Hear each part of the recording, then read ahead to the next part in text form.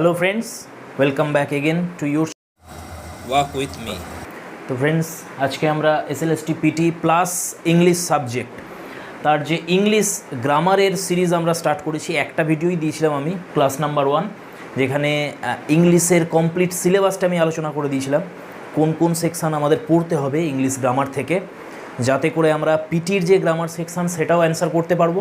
তার সাথে সাথে যাদের ইংলিশ সাবজেক্ট রয়েছে 100 মার্কসের, সেখানে যে গ্রামার থেকে কোশ্চেনগুলো আসবে সেগুলোরও আমরা অ্যান্সার করতে পারবো। একই সাথে আমরা ইংলিশ গ্রামারের ক্লাস করছি এখানে, ক্লাস নাম্বার 2 আজ থেকেই আমরা স্টার্ট করছি অ্যাকচুয়াল গ্রামারটা। আগের ভিডিওতে জাস্ট সিলেবাসটা আমি তোমাদের দিয়েছিলাম। তো যারা প্রথম আসছে আমি তাদের রিকোয়েস্ট করবো, অবশ্যই আগের যে ভিডিওটা আছে আমার ইংলিশের সিলেবাস, সেটা আগে তোমরা দেখে নেবে, নোট করে নেবে সিলেবাসটা। তারপরে আজকে অবশ্যই তোমরা খাতা পেন নিয়ে বসবে, যারা দেখছো। যেগুলো আমি এখানে বলবো অবশ্যই শুনবে ভালো করে, এবং আমি যেগুলো লেখাবো নোট করে নেবে সেগুলো। তো বেসিক থেকে অ্যাডভান্স কমপ্লিট আমরা করব অবশ্যই। যে চ্যাপ্টারগুলি আমরা ধরবো আমরা বেসিকটাও জানবো তার, এবং কিছু অ্যাডভান্স জিনিসও জানবো সেখান থেকে, যাতে যে কোনো কোশ্চেনের অ্যান্সার আমরা করতে পারি। তো আজকে যে বিষয়টা নিয়ে আলোচনা করব আমরা গ্রামারের, সেটা হচ্ছে parts of speech. Parts of speech নিয়ে আলোচনা হবে। তো ফ্রেন্ডস, সমস্ত পার্টস অফ স্পিচ তো একটা ভিডিওতে দেওয়া যাবে না, তো আমরা একটা একটা করে পার্টস অফ স্পিচ নেব, সেটা নিয়ে ডিটেলসে ডিসকাস করব। তো আজকে প্রথমে আমরা নাউন নেব এবং নাউনের এখানে আলোচনা করব। তার আগে আমি তোমাদের বলে দিই, অনেকেই প্রশ্ন করো, যেটাই আমি বলি যে কোনো সাবজেক্টের উপরে তোমরা বই জিজ্ঞাসা করো যে দাদা কী বই পড়বো। তো গ্রামারের জন্য আমি তোমাদের সাজেস্ট করব যে যারা একদম বেসিক থেকে ডিটেলস জানতে চাইছো তারা অবশ্যই পিকে দে সরকারের যে বইটা আছে গ্রামারের, দেখতে পাচ্ছ তোমরা এই যে বইটা, a text book higher English grammar composition and translation, এটা পিকে দে সরকারের বই। খুব ভালো বই, একটু দামটা বেশি এবং বেশ বড় বইটা। তো এই বইটা ডিটেলস সব কিছু পেয়ে যাবে তোমরা। কিন্তু আমি তোমাদের আরেকটা বই সাজেস্ট করব, সেটা হচ্ছে এই বইটা, আকারে আয়তনেও বেশ ছোট দেখতে পাচ্ছ তোমরা, অবজেক্টিভ জেনারেল ইংলিশ, এসপি বক্সির লেখা বই। এটা কম্পিটিটিভ ইংলিশের জন্য এই বইটা কিন্তু বেস্ট।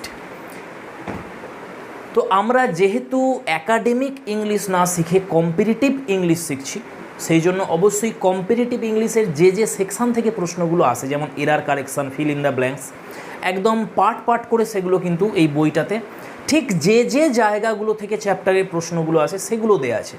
পিকে দে সরকারের বইটা এরকম না। পিকে দে সরকারের যদি নাউন ধরে, নাউন সেকশনটাই একদম বেসিক থেকে অ্যাডভান্স পর্যন্ত নাউনের সব কিছু ডিসকাস করা আছে পিকে দে সরকারে। কিন্তু তোমাকে এটা ক্লিয়ার করে বলা নেই যে প্রশ্নটা আসবে কোথা থেকে।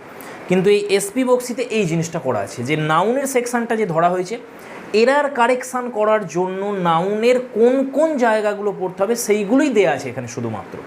তো এই জন্য এই বইটাও আমি তোমাদের সাজেস্ট করছি, এসপি বক্সি। এছাড়া অনেক গ্রামার বই রয়েছে ভালো মানের, ডিপি ভট্টাচার্য রয়েছে, রেন অ্যান্ড মার্টিন রয়েছে। যদি একটু কেউ পুরনো দিনে ফিরে যেতে চাও, আগেকার গ্রামার বই নেস্ট ফিল্ড পড়তে পারো, নেস্ট ফিল্ডও খুব ভালো বই গ্রামারের। তো চলো আমরা শুরু করে দিই আজকের আমাদের পার্টস অফ স্পিচ। তো ফ্রেন্ডস দেখো, ইংলিশের যেহেতু একটা ল্যাঙ্গুয়েজ, তো এই ল্যাঙ্গুয়েজ ব্যবহার করার জন্য অনেক ওয়ার্ড আমাদের ব্যবহার করতে হয় মনের ভাব প্রকাশ করার জন্য। তো আমরা অক্সফোর্ড যে ডিকশনারি, যেটা 12th এডিশন, লেটেস্ট এডিশন যেটা অক্সফোর্ডের, সেই ডিকশনারি অনুযায়ী ইংরাজি ভাষায় 2,42,000 শব্দ রয়েছে। তো এই যে কমপ্লিট ওয়ার্ড যে ভোক্যাবুলারি, এই সমস্ত ওয়ার্ডকে আলাদা আলাদা করে স্টাডি করতে গেলে তো প্রচুর সময় লেগে যাবে। সেই কারণে গ্রামারিয়ানরা কী করেছে, এই সমস্ত ওয়ার্ডকে 8টা পার্টে ভাগ করা হয়েছে। সেই 8টা পার্টে ভাগ করে সমস্ত ওয়ার্ডগুলোকে কিছু গুণ অনুযায়ী, বা আমরা বলতে পারি তাদের ফাংশান অনুযায়ী, কাজ অনুযায়ী, সেই ওয়ার্ডগুলোকে এই 8টা পার্টের মধ্যে আলাদা আলাদা করে ভাগ করে দেওয়া হয়েছে এই সমস্ত শব্দগুলো। তো এই 8টা সেকশান যদি আমরা জানতে পারি, এই 8টা পার্টস যদি আমরা জানতে পারি, তাহলে এই কমপ্লিট ল্যাঙ্গুয়েজের যে পিকচার সেটা আমরা পেয়ে যাব ইংলিশে। তো এদের ঘরেই এই জন্য নাম দেওয়া হয়েছে পার্টস অফ স্পিচ। স্পিচ অর্থাৎ এখানে ল্যাঙ্গুয়েজ, পার্টস অর্থাৎ ভাগ। তো 8খানা ভাগ রয়েছে এই পার্টস অফ স্পিচের। এবার এই যে 8টা পার্টে ভাগ করা হয়, এটা আমাদের যে লেটার মডার্ন ইংলিশের আমি বলছি তোমাদের, কিছু কিছু বইয়ে তোমরা একটু পুরনো দিনের বইয়ে দেখতে পাবে যে সেখানে এখন যে 8টা ভাগ করা হয় সেই ভাগগুলো নেই। পার্টস অফ স্পিচের মধ্যে দেখবে সেখানে আর্টিকেলসকে দেয়া হয়েছে, কিন্তু বর্তমানে গ্রামার বই দেখবে আর্টিকেলসকে পার্টস অফ স্পিচের মধ্যে রাখা হয় না, কারণ আর্টিকেলসকে অ্যাডজেক্টিভের আন্ডারে ফেলা হয়। আবার কিছু কিছু গ্রামার বই দেখবে ডিটারমিনার্স দেওয়া হয়েছে পার্টস অফ স্পিচের মধ্যে, কিন্তু বর্তমানে ডিটারমিনার্সগুলোকে সব অ্যাডজেক্টিভের আন্ডারেই ধরা হয়। তো যাই হোক, তো আমরা যেটা সবথেকে বেশি প্রচলিত মডার্ন গ্রামারে সেই ভাগগুলোই বলবো, জানি আমরা অলরেডি সবাই, তবুও একবার তোমরা লিখে নাও ছোটো করে। নাউন, সেকেন্ড হচ্ছে pronoun, 3 number adjective, adverb, verb, preposition, conjunction and interjection. তো এই যে 8টা ভাগ, এই 8টা হচ্ছে আমাদের ইংলিশের পার্টস অফ স্পিচ। তো এবার আমরা কি করব, নিয়ে নেব একদম ফার্স্ট যে পার্টটা রয়েছে আমাদের নাউন। এই নাউন নিয়ে আমরা এবার আলোচনা করব। তো ফ্রেন্ডস, প্রথমে আমি এখানে একটা খুব ছোট সংজ্ঞা লিখেছি নাউনের, যে ডেফিনিশন দেখে নাও কি লেখা আছে। A noun is the name of anything হবে। A noun is the name of anything. এবার এই যে এনিথিং লিখেছি, মানে যে কোনো পদার্থ, যে কোনো বস্তু, সেটা কি হতে পারে, ব্র্যাকেট দিয়ে লিখেছি, সেটা কংক্রিটও হতে পারে, সেটা অ্যাবস্ট্র্যাক্টও হতে পারে। কংক্রিট থিং অথবা অ্যাবস্ট্র্যাক্ট থিং। আচ্ছা, কংক্রিট থিং মানে কি? কংক্রিট মানে হচ্ছে যে বস্তুগুলোকে আমরা সেন্সের মাধ্যমে জানতে পারি। সেন্স অর্গ্যান যেগুলো রয়েছে আমাদের, 5টা আমাদের সেন্স অর্গ্যান আছে, চোখ, কান, নাক, জিভ আর ত্বক। এই 5টা সেন্স অর্গ্যানের মাধ্যমে যে বস্তুগুলোকে আমরা জানতে পারি সেই বস্তুগুলোকে বলা হয় কংক্রিট। বাকি যেগুলো থাকছে সেগুলো অ্যাবস্ট্র্যাক্ট। তো কংক্রিট বস্তুই হোক বা অ্যাবস্ট্র্যাক্ট বস্তুই হোক, দ্যাট এক্সিস্টস অর্থাৎ যার অস্তিত্ব আছে, অথবা or of which we have any Notion, অস্তিত্ব আছে সেই সমস্ত বস্তু, অথবা যে বস্তুর সম্পর্কে আমাদের মনে একটা আইডিয়া রয়েছে, একটা নোশন রয়েছে, ধারণা রয়েছে, সেই বস্তুগুলোর নামকে বলা হয় noun. Noun is the name, দেখো লেখা আছে নেম অফ এনিথিং। যদি আমরা উৎস দেখি, এটিমোলজি দেখি, তাহলে দেখবো এই যে নাউন ওয়ার্ডটা, এটা ল্যাটিন নমেন থেকে এসেছে। ল্যাটিন ওয়ার্ড নমেন। এই নমেন শব্দটার মানেই হচ্ছে name of something. Name of something, কোনো কিছুর নাম, তাকেই বলা হয় নাউন। তো আমরা এরকম বলি নাউন বোঝাতে গিয়ে যে নয়নে মেলে যা তাহাই নাউন, যাহা আমরা দেখতে পাই সেটাই নাউন। আমি একটা ঘরে প্রবেশ করলাম, ধরো একটা তুমি স্কুলের রুমেতেই প্রবেশ করেছো, ঢুকি তুমি কি দেখবে? সেখানে চেয়ার রয়েছে, টেবিল রয়েছে, টিচার আছে, স্টুডেন্ট আছে, বোর্ড রয়েছে, মার্কার রয়েছে, অথবা ব্ল্যাকবোর্ড আছে, চক আছে, সব কিছু, এভরিথিং, যা যা তুমি দেখছো ঢুকে, সব নাউন। যা যা তুমি দেখতে পাচ্ছ না সেগুলোও নাউন, কারণ তাদের অস্তিত্ব আছে। যেমন বাতাস, বাতাসকে তো দেখতে পাচ্ছি না আমরা, কিন্তু তা সত্ত্বেও সেটা নাউন। তো এটাই হচ্ছে বিষয়, যে যাদের অস্তিত্ব আছে, সেটা কংক্রিটই হোক অথবা অ্যাবস্ট্র্যাক্টই হোক, সেটা অবশ্যই নাউন হবে। প্রশ্ন হচ্ছে যার অস্তিত্ব সম্পর্কে আমরা নিশ্চিত নই, ভূত, প্রেত, ভগবান, তাহলে এদের ঘরে কি বলবো? তাহলে এদের অস্তিত্ব সম্পর্কে আমরা নিশ্চিত না হতে পারি, কিন্তু এদের সম্পর্কে আমাদের একটা নোশান তো আছে। প্রত্যেকেরই আলাদা আলাদা আইডিয়া রয়েছে এদের সম্পর্কে, কেউ বিশ্বাস করে, কেউ বিশ্বাস করে না, কিন্তু আইডিয়া একটা রয়েছে সবাই এদের নিয়ে। তো এদের ঘরেও আমরা নাউনই বলবো। তাহলে এক্সিস্ট করুক অথবা এক্সিস্ট না করুক, যে বস্তু বা বিষয় সম্পর্কে আমাদের কোনো আইডিয়া রয়েছে সেটাই নাউন। তো এবার আমরা দেখব যে কত টাইপের নাউন হয়। তো ফ্রেন্ডস, এখানে টাইপস অফ নাউন যেগুলো, আমি ডিটেলসে দেখো এখানে ছকে তোমাদের লিখে দিয়েছি, তোমরা নোট করে নিতে পারো বা স্ক্রিনশটও নিতে পারো। তো দেখো নাউনকে প্রধানত দুটো ভাগে ভাগ করতে পারি আমরা, একটা হচ্ছে ক্যাটেগরিক্যাল নাউন আর একটা ফাংশনাল নাউন। তো এই যে ক্যাটেগরিক্যাল নাউন অর্থাৎ এখানে কয়েকটা ক্যাটাগরিতে আমরা ভাগ করেছি নাউনকে, 4টে ক্যাটাগরি করেছি আমরা। কি কি? কংক্রিট, অ্যাবস্ট্র্যাক্ট, কম্পাউন্ড আর নাউন আন্ডারস্টুড, এই 4টে ক্যাটাগরি বানিয়েছি আমরা এখানে। এবারে এর মধ্যে যে অ্যাবস্ট্রাক্ট যে অংশটা আছে, সরি এটা অ্যাবস্ট্র্যাক্টে হবে না, এটা কংক্রিটে হবে। এবার এই যে কংক্রিট যে অংশটা রয়েছে, কংক্রিট নাউন যে, সে কংক্রিট নাউনকে আবার 4টে ভাগে ভাগ করা যায়, proper noun, common noun, collective noun আর ম্যাটেরিয়াল নাউন। এবার এই যে কালেকটিভ নাউনটা দেখতে পাচ্ছ তোমরা, এই কালেকটিভ নাউনই নাম পরিবর্তিত হয়ে এই নাউনের নাম হয় নাউন অফ মাল্টিটিউড। কখন হয়, কখন কালেকটিভ নাউনকে আমরা নাউন অফ মাল্টিটিউড বলবো সেটা আমরা দেখবো এরপরে। তো এই নাউনগুলোর আবার অন্য নামও রয়েছে, যেমন কমন নাউন কি বলা হয়? Class noun. ম্যাটেরিয়াল নাউনকে বলে মাস নাউন, এগুলো এদের আলাদা নাম। বেশ, ফাংশনাল যে অংশটা রয়েছে এটাকে আমরা 3টে ভাগ করেছি ফাংশনালে, কাউন্টেবল, আনকাউন্টেবল আর ক্যাপিটাল লেটার।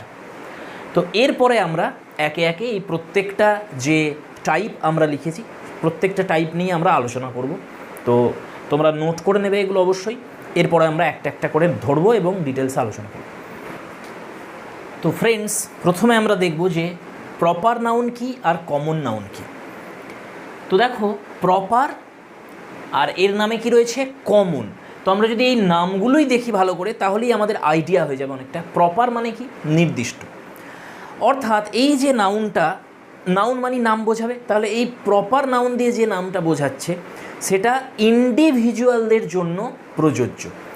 অর্থাৎ একজন নির্দিষ্ট কোনো ব্যক্তি, একটা নির্দিষ্ট কোনো বস্তু বা কোনো একটা নির্দিষ্ট আইডিয়া বা কোনো একটা নির্দিষ্ট স্থান নির্দিষ্ট করে কোনো ইন্ডিভিজুয়ালের জন্য বোঝায় যে নাউনগুলো, সেগুলি হচ্ছে প্রপার নাউন। কমন কি? কমন হচ্ছে একই গোত্রের সমস্ত ব্যক্তি, বস্তু, স্থান যে নাউন দিয়ে বোঝায় সেটাই হচ্ছে কমন।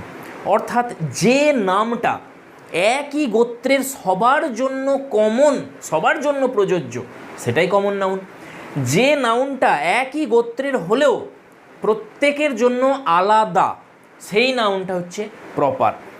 আরও সহজভাবে যদি আমরা বলি, যে শব্দটা দিয়ে ডাকলে একাধিক ব্যক্তি বা বস্তু বা জায়গা সাড়া দেবে সেটাই হচ্ছে কমন। আর যেটা দিয়ে ডাকলে একজন সাড়া দেবে, একটা জায়গা সাড়া দেবে বা একটা বস্তু সাড়া দেবে, সেটাই হচ্ছে প্রপার। তো দেখো, যদি আমি এখানে বলি যে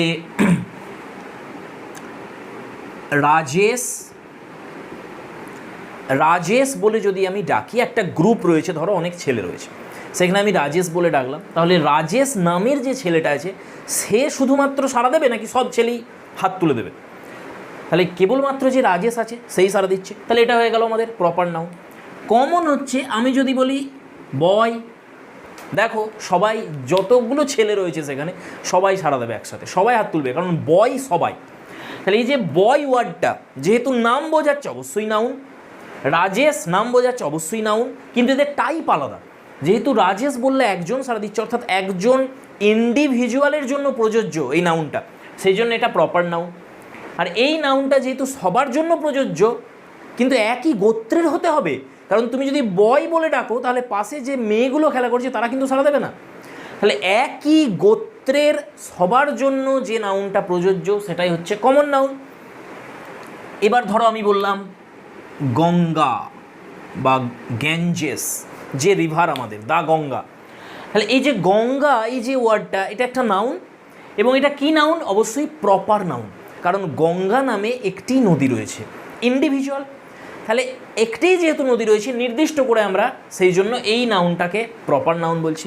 কিন্তু যদি আমি এখানে বলি রিভার, রিভার, তাহলে এই যে রিভার ওয়ার্ডটা দেখো, এ গঙ্গার জন্য যেমন প্রযোজ্য, ঠিক একইভাবে অন্যান্য যে সমস্ত নদীগুলো রয়েছে আমাদের পৃথিবীতে সেই সমস্ত নদীর জন্যই এই ওয়ার্ডটা প্রযোজ্য।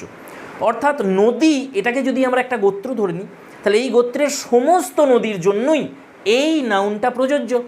কিন্তু এই গঙ্গা একই গোত্রের হলেও সব নদীর জন্য প্রযোজ্য নয়, একটা নির্দিষ্ট নদীর জন্য প্রযোজ্য। সেই জন্য এটা হয়ে গেল প্রপার, আর এটা হচ্ছে কমন। তাহলে একদম বেসিক বলছি আমি, এগুলো তোমরা জানো অনেকেই, কিন্তু আমি একদম বেসিক থেকে যেহেতু স্টার্ট করেছি সেই জন্য তোমাদের এখানে বলছি। দেখো এবার ধরো আমি বললাম সান, এবার তোমরা নিজেরা বলার চেষ্টা করে যে এই যে নাউনটা সান, এটা তাহলে কি নাউন হবে? এটা প্রপার নাউন হবে নাকি এটা কমন নাউন হবে? অনেকেরই কনফিউশন থাকে এই জায়গাতে। একটা জিনিস লক্ষ্য করো ভালো করে, এই যে দুটো আর এখানে দুটো, চারটে ওয়ার্ড আমি লিখেছি, চারটে নাউন, এইগুলো লেখার মধ্যে কিছু তফাৎ আছে আমার, সেটা লক্ষ্য করো তোমরা। দেখো আমি যখন রাজেশ আর গঙ্গা লিখেছি, আমি এখানে আরটা ক্যাপিটাল লিখেছি, গঙ্গার জিটা ক্যাপিটাল লিখেছি। কিন্তু আমি যখন বয় লিখছি, দেখো বিটা স্মল লিখছি, এখানে আরটাও স্মলে লিখছি। তো এটা একটা খুব ভালো বৈশিষ্ট্য, যেটা দেখে তুমি চিনতে পারবে যে প্রপার কোনটা, কমন কোনটা। কারণ সব সময় মনে রাখবে প্রপার নাউন ক্যাপিটাল লেটার দিয়ে স্টার্ট হবে, যেহেতু নির্দিষ্ট করে বোঝাচ্ছে, আর কমন নাউন স্মল দিয়ে শুরু হবে। যদি সেন্টেন্সের প্রথমে থাকে কমন নাউন তাহলে ক্যাপিটাল হতে পারে, কিন্তু অন্যান্য ক্ষেত্রে এ অবশ্যই কি হবে, ছোট হাতের হবে কমন নাউন, প্রথম লেটারটা। এইবার দেখো সান, এই যে ওয়ার্ডটা, এ দুরকমভাবেই কাজ করে। অর্থাৎ সান নাউনটা কমন নাউনও হতে পারে, আবার এটাকে প্রপার নাউনও আমরা বলতে পারি। তাহলে কখন কোনটা বলবো অবশ্যই নির্ভর করবে কোন জায়গায় বসে কি মিনিং করছে। যদি এই সান অর্থে আমরা নক্ষত্র অর্থাৎ স্টার, এনি স্টার নিই, এনি স্টার, তাহলে যে কোনো স্টারকেই আমরা সান বলতে পারি, যাকে কেন্দ্র করে কিছু গ্রহ ঘুরছে, সেগুলো কি সান বলা যায়। আমাদের একটা সান রয়েছে, এরকম অনেক সান রয়েছে গ্যালাক্সিতে। তো সেই হিসাবে যদি স্টার অর্থে আমরা সান নিই তাহলে এটা হয়ে যাবে কমন, কারণ যত গ্যালাক্সিতে স্টার রয়েছে তাদের প্রত্যেকটাকেই আমরা সান বলতে পারছি। কিন্তু যদি এই সানটার অর্থ আমাদের যে সানটা দেখতে পাচ্ছি, আমাদের সোলার সিস্টেম, যেটা যে সোলার সিস্টেমে আমাদের পৃথিবী রয়েছে, মঙ্গল রয়েছে, বুধ রয়েছে, গ্রহগুলো রয়েছে, সেই সোলার সিস্টেমের সানকে যদি আমরা বোঝাই তাহলে এটা একটাই সান রয়েছে, নির্দিষ্ট হয়ে গেল, ইন্ডিভিজুয়াল, তখন আমরা এটাকে প্রপার বলবো। আর যখনই প্রপার হবে সান তখনই এস ক্যাপিটাল হবে সানের, আর যখনই কমন হয়ে যাবে সান তখনই এস স্মল হয়ে যাবে। আশা করছি বুঝতে পারছো। সেকেন্ড হচ্ছে সান শব্দটার অর্থ অনেক সময় সূর্যের রশ্মি, যে রেজ অফ দ্য সান, এই অর্থও হয়। তাহলে সান মানে আবার সান রেজও হয়। যেমন ধর আমি বললাম যে we are drying our crops in the sun, we are drying our crops in the sun. তাহলে সূর্যের আলোতে কি করছি আমরা, সূর্যালোকে আমাদের যে শস্যগুলো রয়েছে, ক্রপসগুলো রয়েছে, সেগুলোকে আমরা শুকিয়ে নিচ্ছি। এইখানে এই যে ওয়ার্ড সান রয়েছে, এই সানের অর্থ কিন্তু সান রেজ, আসলে শুকাচ্ছি কিসে, সূর্যের আলোতে শুকাচ্ছি, সূর্যতে নিয়ে যাইনি আমরা। তাহলে এখানে সান অর্থাৎ সান রেজ, তাহলে এটাও অবশ্যই কমন হবে। তাহলে সান অর্থে যখন সান রেজ হবে তখন সেটা কমন নাউন হয়ে যাবে। সেই জন্য দেখো এখানে আমরা এস স্মল আকারে লিখেছি। তো এটা একটা বিষয় ছিল, এইটুকুই জানার রয়েছে তোমাদের কমন আর প্রপারের মধ্যে। এইবার দেখো যে কখনো কখনো কি হয়, কমন নাউন প্রপার নাউন হয়ে যায়, কখনো আবার প্রপার নাউন কমন নাউন হয়ে যায়। ফ্রেন্ডস, একটা জিনিস মাথায় রাখতে হবে আমাদের, যে কমন নাউন যদি হয়, কমন নাউন, এই কমন নাউন কিন্তু সিঙ্গুলার অথবা প্লুরাল এই দুটো ফর্মেই বসতে পারে। কি বললাম, কমন নাউন সিঙ্গুলার অথবা প্লুরাল দুটো ফর্মেই বসতে পারে, কিন্তু প্রপার নাউন পারে না। প্রপার নাউনের সিঙ্গুলার প্লুরাল হবে না, ঠিক আছে। তাহলে এই সূত্রটা দিয়েও আমরা চিনতে পারি কোনটা কমন কোনটা প্রপার। তাহলে প্রপার নাউনের সিঙ্গুলার প্লুরাল হয় না, কমন নাউনের সিঙ্গুলার প্লুরাল হয়। এবার সিঙ্গুলার আর প্লুরাল হয় মানে কি, কমন নাউনের শেষে এস বা ইএস থাকতে পারে, কমন নাউনের আগে এ বা এন থাকতে পারে।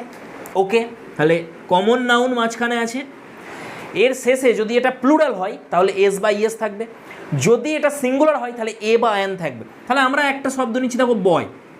তাহলে বয় যেহেতু কমন নাউন, তাহলে এরকম কোনো সেন্টেন্স আমরা পাবো না যেখানে বয় একা বসে আছে, এর আগে এ বা এনও নেই, এস বা ইএসও নেই, কোনোটাই নেই, এরকম হবে না, যে কোনো একটা থাকবে। যদি আমরা একজন ছেলেকে বলি তাহলে আমরা বলতে পারি এ বয়। কখনো কখনো এই আর্টিকেলের বদলে নিউমেরিক্যাল অ্যাডজেক্টিভে বসে, অর্থাৎ এর জায়গাতে ওয়ানও থাকতে পারে, ওয়ান বয়, সেম মিনিং, এ বয় মানেও যা, ওয়ান বয় মানেও তাই। এইবার যদি চারটে ছেলে হয় তাহলে আমরা কি বলবো, ফোর বয়েজ। তাহলে দেখো নিউমেরিক্যাল অ্যাডজেক্টিভ আছে ফোর, এখানেও নিউমেরিক্যাল অ্যাডজেক্টিভ আছে এ, যেহেতু প্লুরাল হয়ে গেছে সেহেতু এস যোগ হয়ে গেছে। কিন্তু আমরা যদি বলি রবি, রবিকে নিচ্ছি আমরা, রবি হচ্ছে একটা প্রপার নাউন, তাহলে আমরা কি বলতে পারি এ রবি? না, বলতে পারি না, এ রবি বলতে পারি না। এইবার দেখো, তাহলে এখান থেকেও আমরা বুঝতে পারছি যে এই যে রবি নাউনটা এটা হয়ে যাচ্ছে প্রপার নাউন, আর বয় যে নাউনটা এটা কমন নাউন হয়ে যাচ্ছে। এবার দেখো এর ব্যতিক্রম আছে। কি ব্যতিক্রম?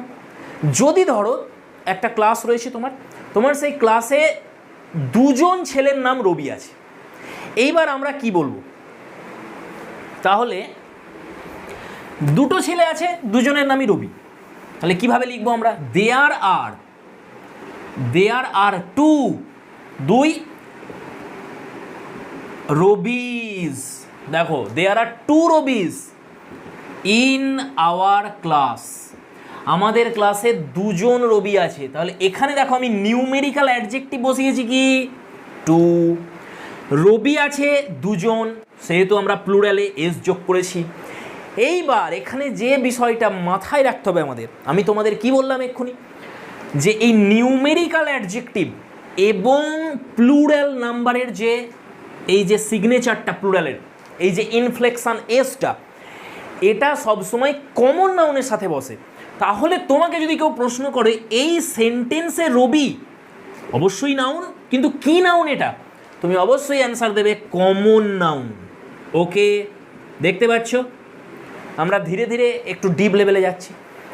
তাহলে রবি আমরা দেখেছিলাম একটা ইন্ডিভিজুয়ালকে বোঝালেও কখনো কখনো সেন্টেন্সে ফাংশন ওয়াইজ এ কিন্তু প্রপার থেকে কমন হয়ে যায়, যেটা আমরা দেখতে পেলাম। এবার দেখো, দেয়ার ইজ এ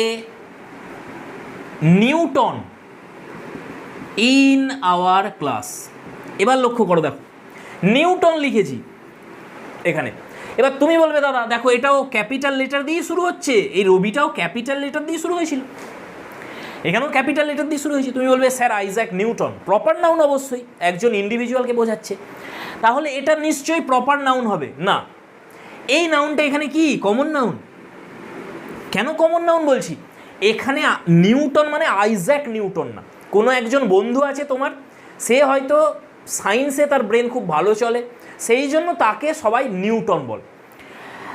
আর দ্বিতীয় দেখো এখানে কি আছে, এ দেখো নিউমেরিক্যাল অ্যাডজেক্টিভ, এ বসে আছে, আর্টিকেল বসে আছে। তাহলে আর্টিকেল কোথায় বসে আমি বললাম, এই এ আর এন, এই যে ইনডেফিনিট আর্টিকেল কমন নাউনের আগে বসে। তাহলে এখানেও এই নাউনটা কমন নাউন হয়ে যাচ্ছে, যদিও এই নাউনটা যদি অন্য স্থানে আইজ্যাক নিউটনের কথা বলে সেখানে এটা প্রপার নাউন হবে। তাহলে প্রপার নাউন কিছু কিছু সময়ে কমন নাউনের কাজ করে। আর একটা এক্সাম্পল দেখো,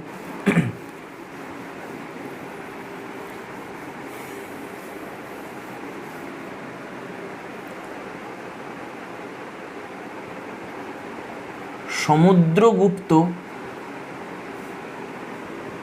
is the Napoleon of India. দেখো সমুদ্রগুপ্তকে নেপোলিয়ান বলা হয় ভারতে। তো এইখানে এই যে নেপোলিয়ান, এবার তোমরা বলবে দাদা নেপোলিয়ান এন ক্যাপিটাল অবশ্যই প্রপার নাউন, এখানে প্রপার নাউন না, এখানে কমন নাউন হয়ে যাচ্ছে। যখনই আমরা তুলনা করছি দুটো প্রপার নাউনের মধ্যে, তখন যার সাথে তুলনা করা হচ্ছে দেখো তার আগে আর্টিকেলই বসে রয়েছে দা। এটা কমন নাউন হয়ে গেছে, কারণ আমি তোমাদের আগেই বলেছি এই যে আর্টিকেল এবং এস বা ইএস প্লুরালের চিহ্ন এরা সবসময় কমন নাউনের সাথে থাকে। তাহলে এইখানে নেপোলিয়ান কমন নাউন হিসেবে কাজ করছে। তাহলে প্রপার নাউন কিছু কিছু সময় কমন নাউন হয়ে যায়, এটা আমরা দেখতে পেলাম। নেক্সট, তো ফ্রেন্ডস এবার আমরা দেখব কালেকটিভ নাউন। কালেকটিভ নাউন বা ক্লাস নাউনও বলা হয় একে, ক্লাস নাউন। কি এটা? তো দেখো,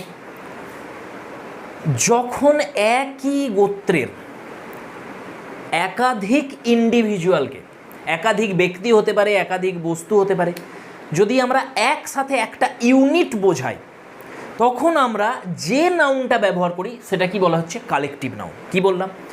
একই গোত্রের, একই জাতীয় বা সমজাতীয় একাধিক ব্যক্তি বা বস্তু বা জায়গা বা আইডিয়াকে যখন একটা নাউন দিয়ে আমরা বোঝাবো, ইন্ডিভিজুয়াল হিসেবে, ইউনিট হিসাবে বোঝাবো একটা সিঙ্গুলার ফর্মে, সেটা কি হবে? Collective noun.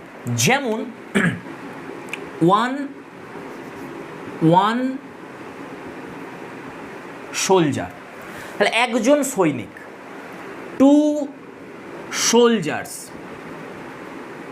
দেখো ওয়ান সোলজার, টু সোলজার্স, একজন সৈনিক, দুজন সৈনিক। এখানে যদি তোমায় প্রশ্ন করা হয় সোলজার, এটা একটা নাউন। কি নাউন? অবশ্যই তুমি বলবে কমন নাউন, কারণ এই সোলজার বলে যদি আমরা ডাকি তাহলে যত সোলজার রয়েছে সবাই সাড়া দেবে, সবাই হাত তুলবে, সবাই সোলজার। তাহলে একই গোত্রের সমস্ত ব্যক্তিকেই এই নাউনটা দিয়ে প্রকাশ করা যাচ্ছে, তাহলে এটা কমন নাউন হয়ে গেল, যেটা অলরেডি শিখলাম আমরা। আবার এটা দিয়েও আমরা বুঝতে পারছি, এর আগে দেখো নিউমেরিক্যাল অ্যাডজেক্টিভ রয়েছে ওয়ান, তাহলে এটা অবশ্যই কমন নাউন হবে। টু, আবার দেখো এস বাই এস যোগ হয়েছে, তাহলে অবশ্যই কমন নাউন, কারণ সিঙ্গুলার প্লুরাল হচ্ছে এটা। এবার যদি আমরা অনেক সৈনিককে একসঙ্গে বোঝাতে চাই, অনেকগুলো সৈনিক একসাথে একটা ওয়ার্ড দিয়ে বোঝাবো, তাহলে আমরা কি বলবো? Army, army of soldiers. এইবার লক্ষ্য করো, এই যে ওয়ার্ডটা এখানে আর্মি অফ সোলজার্স, এখানে এই আর্মি ওয়ার্ডটা অবশ্যই নাউন। কি নাউন? তাহলে এই আর্মি যখন আমি বলছি, আসলে বোঝাচ্ছি কাকে? সমস্ত সৈনিককে একসঙ্গে বোঝাচ্ছি। তাহলে একের বেশি রয়েছে সৈনিক রয়েছে, মানে কমন নাউন। তাহলে এখানে বিষয় হচ্ছে একের বেশি কমন নাউন থাকবে এবং তাদের একটা ওয়ার্ড দিয়ে একটা ইউনিট বোঝানো হবে। এখানে আর্মি দিয়ে সমস্ত সোলজারকে একসাথে বোঝাচ্ছে, প্রত্যেকটা সৈনিককে আলাদা আলাদাভাবে বোঝাচ্ছে না, একটা ইউনিট বোঝাচ্ছে। তাহলে ধরো আমি এখানে বললাম the army was defeated, the army was defeated. এইখানে এই যে আর্মি ওয়ার্ডটা, এটা কি হবে? অবশ্যই কালেকটিভ নাউন, কারণ তোমরা দেখতে পাচ্ছ এখানে একটা সিঙ্গেল ইউনিট বোঝাচ্ছে, সেই জন্য আমরা ভার্ব কি নিয়েছি? সিঙ্গুলার নিয়েছি, কারণ এটা সিঙ্গুলার আইডিয়া দিচ্ছে। এইবার দেখো, আমি তোমাদের লিখিয়েছিলাম টাইপসের ক্ষেত্রে যে কালেকটিভ নাউনকেই কখনো কখনো আমরা নাউন অফ মাল্টিটিউড বলি। কখন বলবো? যখন এই কালেকটিভ নাউনটা একটা ইউনিট না বুঝিয়ে সেই ইউনিটের ভিতরের প্রত্যেকটা ইন্ডিভিজুয়ালকে বোঝাবে, তখন আমরা বলবো নাউন অফ মাল্টিটিউড। এবার ধরো আমি বললাম the army were taking positions, the army were taking positions. Army কী করছে? পজিশন নিচ্ছে। আর্মি পজিশন নিচ্ছে মানে কি? এই ইউনিটটা, এখানে একটা ইউনিট বোঝাচ্ছে না যে ইউনিটটা পজিশন নিচ্ছে, না, আর্মির ভিতরে যত সোলজার রয়েছে প্রত্যেকে আলাদা আলাদাভাবে পজিশন নিচ্ছে। একজন সোলজার এখানে দাঁড়াচ্ছে, একজন এদিকে চলে যাচ্ছে, কেউ একটা পাহাড়ের আড়ালে লুকোচ্ছে, কেউ একটা গুহার ভেতরে যাচ্ছে। তাহলে এখানে পজিশন নিচ্ছে মানে ওই আর্মির ভিতরে যতজন সোলজার রয়েছে ইন্ডিভিজুয়ালি প্রত্যেককে বোঝাচ্ছে। তাহলে যখনই আমি ইউনিট ভেঙে ইন্ডিভিজুয়াল করে দিলাম, সঙ্গে সঙ্গে এটা হয়ে যাবে নাউন অফ মাল্টিটিউড। আসলে এটা কালেকটিভ নাউন, কিন্তু যেহেতু প্রত্যেকটা আলাদা আলাদা করে বোঝাচ্ছে, সেই জন্য এটা কি হয়ে যাচ্ছে? মাল্টিটিউড হয়ে যাচ্ছে। আর আমাদের চেনার সহজ উপায় হলো এ অবশ্যই প্লুরাল সেন্স করবে, যেহেতু এক এক করে সবাইকে বোঝাচ্ছে, সেই জন্য প্লুরাল সেন্স করছে এবং ভার্ব অবশ্যই প্লুরাল নেবে, সেই জন্য দ্য আর্মি ওয়ার লিখেছি। তাহলে এখান থেকে তোমরা কি শিখতে পারলে? যে কালেকটিভ নাউন কখনো কখনো সিঙ্গুলার ভার্ব নেয়, কখনো কখনো প্লুরাল ভার্ব নেয়। কখন সিঙ্গুলার ভার্ব নেবে? যখন কালেকটিভ নাউন ইউনিট বোঝাবে। কখন প্লুরাল ভার্ব নেবে? যখন কালেকটিভ নাউনটা হয়ে যাবে নাউন অফ মাল্টিটিউড অথবা ইন্ডিভিজুয়ালি প্রত্যেককে বোঝাবে। আর একটা এক্সাম্পল দিই আমরা, দেখো এই যে ওয়ার্ডটা জুরি, JURY, এটা কি? জুরি হচ্ছে বোর্ড অফ জাজেস। আমরা জানি সবাই অনেক জাজ যখন একসাথে বসে সেটাকে আমরা বলা হয় জুরি বলি একটা। তো এবার এই যে জুরি ওয়ার্ডটা, তাহলে এটা অবশ্যই তোমরা বুঝতে পারছো কালেকটিভ নাউন, কারণ অনেক জাজকে একসাথে বোঝাচ্ছে, একটা ইউনিট বোঝাচ্ছে। এইবার যদি আমরা বলি যে এই 5 জন জাজ নিয়ে ধরো একটা জুরি তৈরি হয়েছে, এই 5 জন জাজ আলাদা আলাদা তাদের সিদ্ধান্ত জানাচ্ছে, অর্থাৎ এদের মধ্যে মতের মিল হচ্ছে না, এরা ডিভাইড হয়ে যাচ্ছে। তাহলে আমরা কি বলবো বলতো এখানে? দ্য জুরি ওয়াজ ডিভাইডেড বলবো, নাকি দ্য জুরি ওয়ার ডিভাইডেড বলবো? বলো, চেষ্টা করো। দ্য জুরি ওয়াজ ডিভাইডেড বলবো নাকি দ্য জুরি ওয়ার ডিভাইডেড বলবো? অবশ্যই ওয়ার বলবো। কেন ওয়ার বলছি আমরা? কারণ এইখানে এই যে জুরি কালেকটিভ নাউনটা, এটা সিঙ্গুলার কোনো আইডিয়া বোঝাচ্ছে না, কোনো ইউনিট বোঝাচ্ছে না, এর ভিতরে থাকা প্রত্যেকটা ইন্ডিভিজুয়ালকে আলাদা আলাদা করে বোঝাচ্ছে। যে যে জুরিরা ছিল, যে জাজেসরা ছিল, তাদের মধ্যে মতের পার্থক্য হয়েছিল। সেই জন্য যেহেতু এটা নাউন অফ মাল্টিটিউড হয়ে গেল, সেই কারণে প্লুরাল ভার্ব নেবে এ। তাহলে এটা খুবই গুরুত্বপূর্ণ, এরার কারেকশানেও আসে এটা। তাহলে অবশ্যই মনে রাখবে, যখনই কালেকটিভ নাউন হয়ে যাবে নাউন অফ মাল্টিটিউড, তখনই এ প্লুরাল ভার্ব নেবে। আচ্ছা, এই নাউন অফ মাল্টিটিউডকে কিছু কিছু বইয়ে ইন্ডিভিজুয়াল নাউন লেখা আছে, একই বিষয় আলাদা নয়। যেটাকেই আমি নাউন অফ মাল্টিটিউড বলছি সেটাকেই কিছু কিছু বইয়ে ইন্ডিভিজুয়াল নাউন হিসেবেও লেখা থাকে এর নামটা। তো এটাই হলো এর ব্যবহার। তো ফ্রেন্ডস, আমরা প্রপার করে ফেললাম, কমন করে ফেললাম, কালেকটিভও করে ফেলেছি। এবার আমরা দেখব ম্যাটেরিয়াল। ম্যাটেরিয়াল নাউন, এরই নাম হচ্ছে মাস নাউন বলে। নাম দেখেই আমরা বুঝতে পারছি ম্যাটেরিয়াল মানে ম্যাটার আছে এর মধ্যে, ম্যাটার। অর্থাৎ যেটাকে আমরা বলি র ম্যাটেরিয়ালস বলি না, অর্থাৎ কোনো কিছু তৈরি করতে গেলে যে পদার্থগুলো আমাদের আগে থেকে প্রয়োজন হয়, যে র ম্যাটেরিয়ালসগুলো লাগে, যেখান থেকে কিছু তৈরি হয়, সেটাকেই আমরা বলি ম্যাটেরিয়াল নাউন। এবার দেখো, খুব সহজে তুমি বুঝতে পারবে। এখানে আমি বললাম হাউস, এই হাউসটা কি নাউন? তুমি অবশ্যই বলবে দাদা এটা কমন নাউন। কী করে বুঝবো দাদা কমন নাউন? সিম্পল প্রসেস বলে দিয়েছি আমি। তুমি দেখবে এই যে শব্দটা হাউস, এটা দিয়ে যদি আমি ডাকি, তাহলে আমার সামনে যদি 4টে হাউস থাকে, আমি প্রত্যেকটাকেই কি হাউস বলতে পারি না? পারি না? অবশ্যই পারি। তাহলে যেহেতু একই গোত্রের সবাইকেই আমরা এই নামটা দিয়ে ডাকতে পারছি, তাহলে এটাই হচ্ছে কমন নাউন। আর কিভাবে চেনার উপায় আছে? তুমি দেখবে এর আগে আর্টিকেল এ বা এন বসে কিনা, 100% বসে, এ হাউস বসে, তাহলে অবশ্যই কমন নাউন। আবার তুমি প্লুরাল করেও দেখতে পারো যে এর সঙ্গে কি এস যোগ করে প্লুরাল হয়, হাউসেস। হ্যাঁ, হাউসেস হয় প্লুরালে। তাহলে যেহেতু সিঙ্গুলার প্লুরাল হচ্ছে, এ বা এন আগে বসছে, নিউমেরিক্যাল অ্যাডজেক্টিভ বসছে, সেই কারণে অবশ্যই হাউস একটা কমন নাউন। এইবার এই যে হাউস, এই যে কমন নাউনটা, এটা তৈরি হয়েছে কি দিয়ে? ব্রিক্স দিয়ে। Bricks, cement, bricks, cements. তো এই যে ব্রিক, সিমেন্ট, এইগুলো কি? এগুলো হচ্ছে র ম্যাটেরিয়াল, যে ম্যাটেরিয়াল দিয়ে তৈরি হচ্ছে হাউসটা। তাহলে এদের ঘরে আমরা বলবো ম্যাটেরিয়াল নাউন। আর একটা এক্সাম্পল দিচ্ছি, দেখো আমি বললাম শিপ। শিপ কি? ভেড়া। এবার অবশ্যই এটা কমন নাউন, কারণ এই শিপ দিয়ে যত শিপ রয়েছে সবাইকেই আমরা শিপ বলতে পারি। একটা ভেড়া কি শুধু আমরা শিপ বলতে পারি না, সমস্ত ভেড়া কি আমরা শিপ বলতে পারি। তাহলে যেহেতু সবার জন্য এটা কমন হয়ে যাচ্ছে, তাহলে এটা কমন নাউন। এবারে এটাও মনে রাখবে, শিপের কিন্তু প্লুরালে শিপস হয় না, একে বলে জিরো প্লুরাল। অর্থাৎ শিপ সিঙ্গুলারেও শিপ থাকে, প্লুরালেও শিপই থাকে। অর্থাৎ একটা শিপকেও আমরা শিপ বলবো, আবার দুটো শিপকেও আমরা শিপই বলি, শিপস বলি না। তো এবার দেখো, এই শিপের যে তৈরি হয়েছে কি দিয়ে শিপটা, বা এর যে মাংস, সেই ম্যাটারটাকে আমরা কি বলি? মাটন বলি। তাহলে এই যে ওয়ার্ডটা মাটন, যেটা দিয়ে শিপ তৈরি হচ্ছে বা শিপ থেকে যেটা আসছে, সেইটাই হচ্ছে ম্যাটেরিয়াল নাউন। তাহলে শিপ যদিও হয়ে যাচ্ছে, শিপ কি হচ্ছে? কমন নাউন, কিন্তু মাটন কি হয়ে যাবে? ম্যাটেরিয়াল নাউন বা মাস নাউন। ক্লিয়ার হয়েছে? তাহলে এই ম্যাটেরিয়াল নাউন জিনিসটা কি? এবার মনে রাখবে, ম্যাটেরিয়াল নাউনের আগে কখনোই আমরা কি বসাতে পারি না, এ বা এন এই যে আর্টিকেল এটা বসাতে পারি না।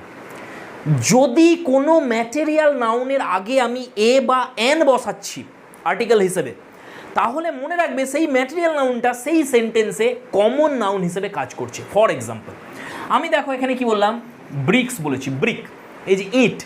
এইবার আমি যদি কোনো সেন্টেন্সে তুমি দেখো এ ব্রিক আছে বা 3 ব্রিক্স আছে, 3টে ইট, এইখানে ব্রিকটা কি হয়ে যাচ্ছে, কমন নাউন হয়ে যাচ্ছে।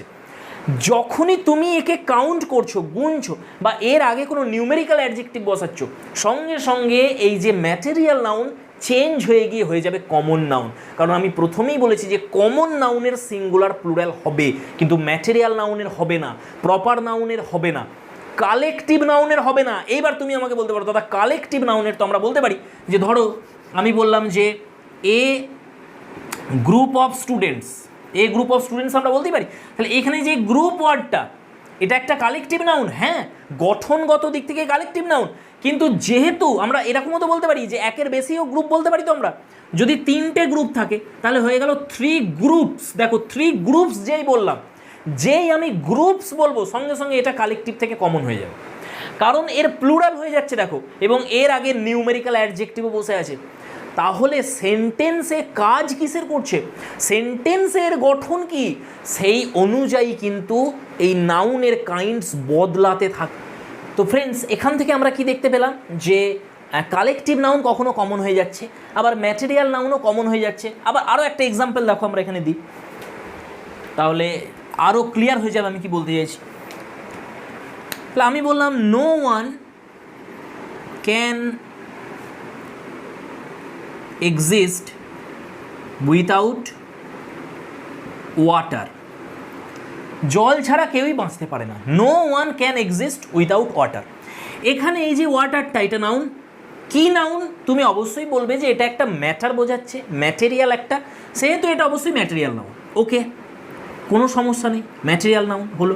এবং আমি দেখতে পাচ্ছি যে এর আগে না কোনো নিউমেরিক্যাল অ্যাডজেক্টিভ আছে, না এর আগে কোনো আর্টিকেল আছে, না এর সঙ্গে এস বা ইএস যোগ আছে, তাহলে আমার বলতে কোনো সমস্যা নেই যে এটা একটা ম্যাটেরিয়াল নাউন। কিন্তু আমি যদি বলি the water of this tank is polluted,